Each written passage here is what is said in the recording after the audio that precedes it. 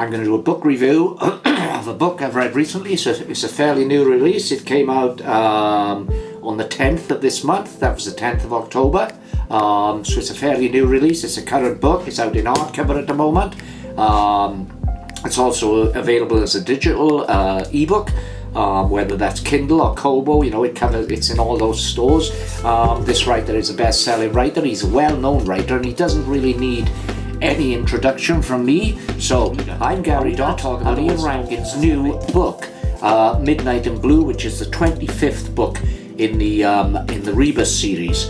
Now, Rankin has had a long career up to this point, and not only has he written the REBUS books, which is primarily what he's best known for, but he's also done some graphic novels. He penned a 6-issue run of Vertigo Comics. That, of course, is the adult imprint of DC Comics, of Vertigo's Hellblazer run, and he also then wrote his own original graphic novel called Dark Entry for the series. He also completed a book left uncompleted when the author William McIlvany died, and that was a Laidlaw novel. Jack Laidlaw, of course, who is the fictional detective from William McIlvany.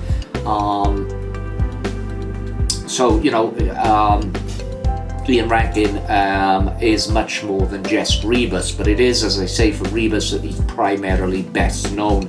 Now, the 25th novel in the series, Midnight in Blue, is a bit of a departure from the other books in the series, and I must be honest, I enjoyed this REBUS book, much more than I've enjoyed any of the last 4 or 5 REBUS books. Because what happened with REBUS as a character was that Ian Rankin aged him in real time. When he initially started publishing the REBUS books, they weren't immediate bestsellers. They took a while to build up an audience. But eventually they did become massive bestsellers. But by then, Ian had already done 7 or 8 REBUS books, and he only had a few more before the character, because he was aging in real time, became too old to realistically be a serving police officer. And so the author retired the character in Exit Music. Exit Music was published way back in 2007. And after that, then Ian seemed to be looking to retiring the character. Not only retiring the character from the police force, but actually retiring the character, not continuing to write about him anymore. Rebus's career, his entire career, had been set out in print, and so Ian concentrated on a lesser character, Malcolm Fox, who worked for the Complaints Bureau within the Scottish Police. Now, the Complaints Bureau, of course, is an internal affairs type of thing, and it never went. Well, I wouldn't say they weren't successful. They've got their fans. I don't mind the Malcolm Fox novels, but they weren't really as good as REBUS. And so Rankin, after much pressure from readers, much in the way that Conan Doyle got pressure from readers back in the day when he killed off Sherlock Holmes by chucking him over the waterfall. So Ian was pressured to bring back REBUS, and he did. He brought him back in the 3rd Malcolm Fox novel, Standing in Another Man's Grave. REBUS now at this point, of course, he is, as I say, a retired police officer, and so he starts helping out on cold cases. His expertise is called in for that, and the story has continued right up in that vein until the last but one REBUS novel, Heart Full of Headstones, which saw REBUS and Rebus's nemesis, Gerald Cafferty, Big J, finally saw their story arc come to an end when REBUS not exactly killed Big J, but he attempted to kill him, maybe. But whatever happened, the character ended up dead. And so the new book, Ian Rankin's Midnight in Blue, finds REBUS in prison for attempted murder, because the events that ended the last book, A Heart Full of Headstones, the prosecution said that Rebus's actions, in which Rebus, and they got warning, spoilers, in which Rebus placed a pillow over the invalided Big J, directly caused the heart attack that killed the character. And so Rebus, this well-known ex-police detective, is now in prison. And what happens in the book is there's a murder of a fellow con that takes place seemingly in his locked cell. So it's a kind of clever spin on the classic locked room mystery. And seeing Rebus in prison gave a breath of fresh air to the series. Will Rebus be out of prison for the next Rebus novel? Will there be another Rebus novel? Well, I suspect there will, but will the character be out of prison? I don't know. The book ends with a splendid cliffhanger that I'm not going to go into because, as I say, this is a current book. It's new, it's on the market now, so I don't want to give any spoilers. But what I will say is that most of the novel takes part within the prison. There is a secondary storyline about a missing girl, a young girl who's missing, and you see, Chauvin Clark, if I pronounced that right. Malcolm Fox, of course, is in this, and in this book, Malcolm Fox is a right bastard.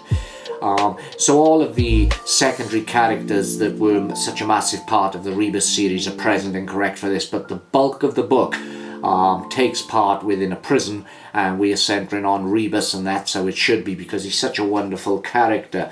And Rebus has to solve this locked room, modernized locked cell mystery, and it's really good, it's really compelling, it's thrilling, it's as pacey as any of the other Rebus novels, even though the bulk of the action takes place within a small prison cell and the landing and the community areas in the prison. There's a second. This is, I suppose, this may be a little bit of a spoiler, so be warned. There's a section towards the middle of the story where Rebus manages to get out of prison to question a prison guard, and the way he does that is really good. Even prison can't hold John Rebus. And so that's Ian Rankin's Midnight in Blue. It's an highly recommended crime thriller. If you haven't read the old series, or if you've never read a Rebus book at all, you could still pick this up and enjoy it. But if you're a long-time reader, then this does really pay dividends on the journey, and it's going to be interesting to see how many books Ian Rankin can get, how many further books Ian Rankin can get out of the character of Rebus, because as I say, he's aged him in real time. I met Ian recently. I went to a book event and I got Ian to sign my copy of Midnight in Blue, and I was dying to ask him what's going to happen, when finally he has to face up to facts. You can't have Rebus as a 90-year-old running around solving crimes. Well, not unless Richard Osman takes over. And I wanted to ask him that, but I didn't. I to be honest, I was a bit starstruck meeting Ian Rankin. I've met a lot of big stars in my time. I've done some TV work, I've done some film work, so I've met a lot of big stars, and I did get starstruck meeting Ian Rankin, which is really weird. Anyway, I'd highly recommend Midnight in Blue by Mr. Rankin. It's the 25th John Rebus thriller. It's really good, and as I say, even if you've never read any Rebus books before, you don't know nothing about the character, you could read this book, and once you read this book, then you could go back and start over from the beginning of the Hoover and check it out. Another book I've been reading this week is Midnight Sun by Joe Nesbo. It's a very slim book, which I suppose in modern standards would be termed as a novella, but I don't really like the term novella. It seems to suggest that it's a lesser work than a novel, when that's clearly not true. Sometimes a story doesn't need to be 500-600 pages to be the best version of that story. And that's something that happened, I've always been a voracious reader, and it was sometime during the mid-80s that it seemed that every book suddenly coming out on bookshelves was 500 pages plus, these blockbuster novels from the like of Jilly Cooper and writers of that ilk. These books started getting huge. and the slim paperbacks that you usually see on shelves started to disappear, and I always thought that was a shame, because a story has a natural length, I think, and the best version of a story certainly has a natural length. Look at some of Stephen King's works. Look at Misery for a start. Now, Misery is a very slim book, which by today's standards would be classified as a novella. I think Misery is a superb book, you know.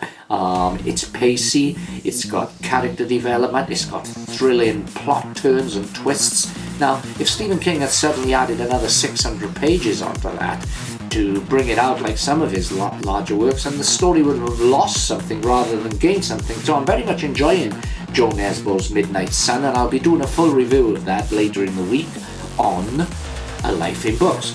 But for now, I just wanted to leave you with Ian Rankin's Midnight in Blue. It's an absolutely fantastic novel, well worth checking out, well worth reading. Ian is an absolute master of the genre.